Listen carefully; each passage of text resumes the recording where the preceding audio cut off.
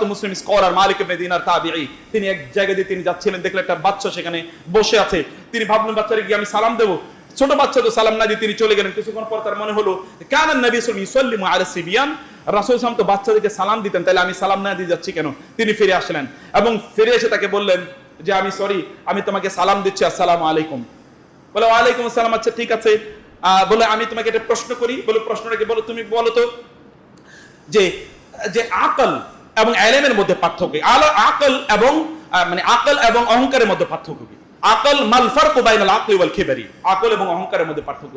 তিনি বলেন আকল হচ্ছে সেটাই যেইটি আপনি যে চলে গিয়েছেন, এই চলে গিয়ে যে আপনি আবার ভাবলেন যে আমাকে একটু পেছনে এসে সালাম দেওয়া দরকার, এটা হচ্ছে আপনার সত্যিকার বিবেক। আর অহংকার হচ্ছে আপনি কি আমাকে সালাম না দিয়ে চলে যাচ্ছিলেন, এটা হচ্ছে আপনার অহংকার। কারণ আপনি মনে করছেন আপনি অনেক বড় স্কলার, অনেক বড় আলেম, অতএব আপনি যদি এখান থেকে আমাকে যদি আপনি সালাম দেন তাহলে কেমন হলো, আমার আপনাকে সালাম দেওয়া উচিত, এরকম একটা ভাব নিয়ে আপনি চলে গেছেন। এটা হচ্ছে মূলত পার্থক্য।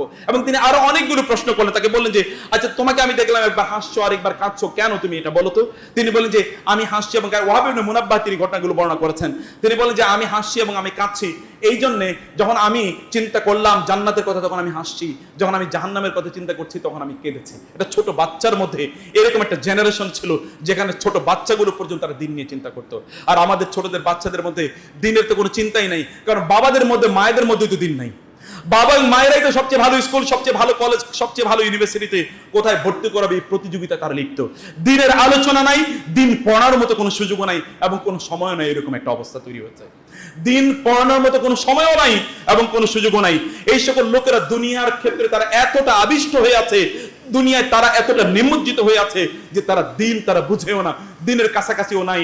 আমি অনেক লোককে বলতে শুনেছি তারা তাদের সন্তানদেরকে কোরআন শিখিয়েছেন, এটাই তারা মনে করছে যে দিন শিখিয়েছে।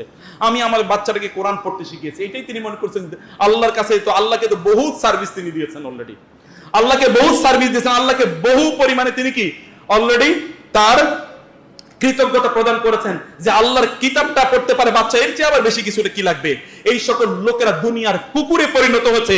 আর দুনিয়ার যে যে নিকৃষ্ট জিনিসগুলো আছে, দুনিয়ার নিকৃষ্ট জিনিসগুলোকে কামড়া কামড়ি কাড়াকাড়ি করে নেয়ার জন্য তারা দুনিয়ার কিলাব দুনিয়ার কুকুরে তারা তাদের নিজেদের বুঝতে পারে না যে নিজেদের মধ্যে এরকম ক্যারেক্টার তৈরি হচ্ছে।